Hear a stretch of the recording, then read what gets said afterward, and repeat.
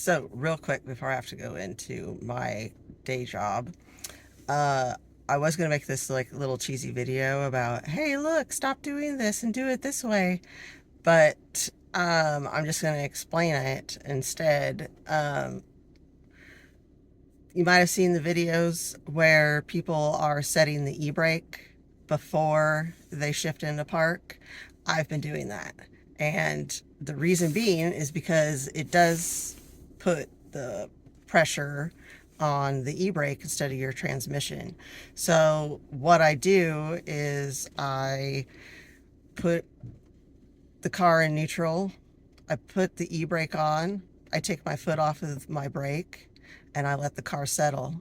Then I put my foot back on the brake and I shift it into park, and the car doesn't move again, it stays there. So that is why I feel confident that it's putting the pressure on the e-brake instead of my transmission, and hopefully makes my transmission last a little bit longer.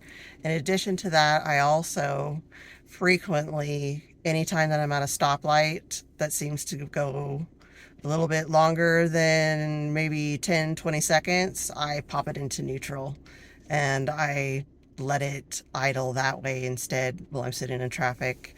Just something else that I hope is going to lengthen the lifespan of my transmission.